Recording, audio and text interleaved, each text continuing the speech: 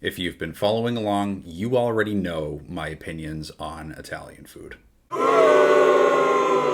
Italian food is good. It's just overdone, it's over romanticized, and I don't find anything about it particularly traditional.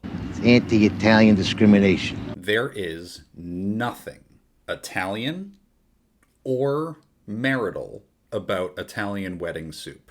The name of the soup comes from people describing the flavors in it as marrying each other because they go so well. Great.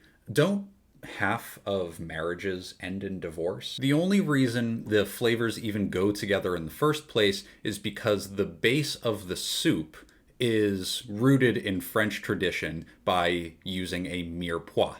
For those unfamiliar, a mirepoix is a blend of onions, carrots, and celery that originated in France and is named after the Duke of Mirepoix. The Duke has been historically described as, and I want to get this right, an incompetent and mediocre individual. I feel seen. Someone edit that out. Who had but one claim to fame. He gave his name to a sauce made of all kinds of meat and variety of seasonings. And also, the king thought his wife was hot. I don't need to get into the history of mirepoix right now, but I probably will in a later video because I'm really invested in what happened between Louis XV and the Duke of Mirepoix's wife. Anyway, I made Italian wedding soup.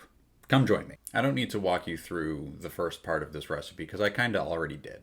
But what I didn't talk about is garlic. I wanted to chop this up as small as I could get without taking a finger off, basically. The telltale sign that you're working with good garlic is if you chop it up and about half of it sticks to your knife, the other half sticks to your fingers, and the last half gets in the bowl.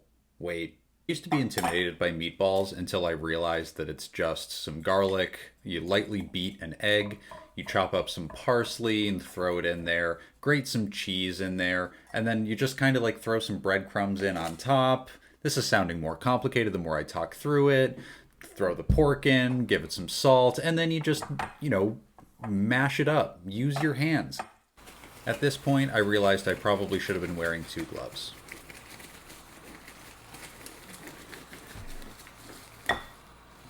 Alright, I'm cheating.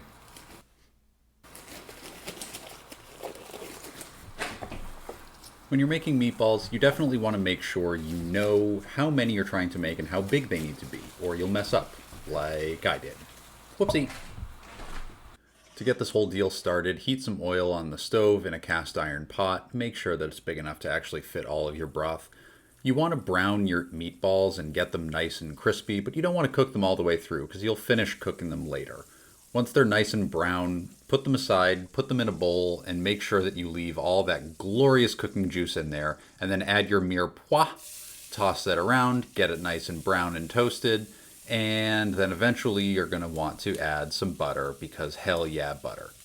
Hand up on this one, I completely forgot that I got shiitake mushrooms specifically for this recipe, completely forgot to prep them, so while everything was going, I kind of had to speed run some mushrooms off camera, which is why I'm doing this instead of showing you how I prepared mushrooms. I think we all know how to do that. We're all adults here.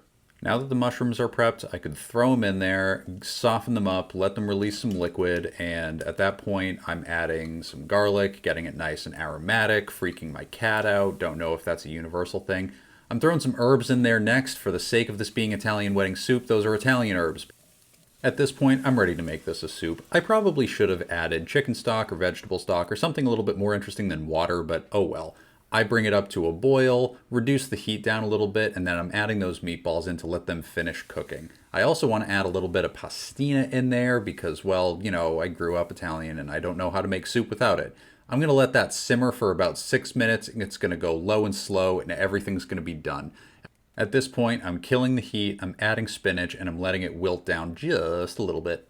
And now it's service time. I'm scooping it into a bowl, I'm making sure I'm getting all those pieces in there, and I'm grating some cheese over it because I have a lot of it, and why not? Anyway, here's the finished product. I'm not going to sit here and lie to you and tell you this is the best thing I've ever had. There are a few things that I wish that I did differently, better, etc., etc. I wish that I let the mirepoix cook down a little bit more. I found the celery was a little bit hard for my taste, and I would have preferred a little bit of a softer vegetable. I also could have alleviated this by cutting the celery a little bit smaller originally. Like I already mentioned, I think I could have used a more interesting either stock or broth to make the soup. I used a little bit of bouillon paste, but I probably didn't add enough, and I could have done something more interesting, but I'm lazy. This was pretty good. I'm overall pretty happy with the result. I'm not saying it's the best thing I've ever made. I'm saying it's not my best. Hey, oh, I get it now. Anyway, thanks for watching. The link to this recipe is in the description of the video. You can make it as is, or you can put your own spin on it. But if you put your own spin on it, don't call it my recipe, because that's not how things work. Anyway, okay, thanks, bye.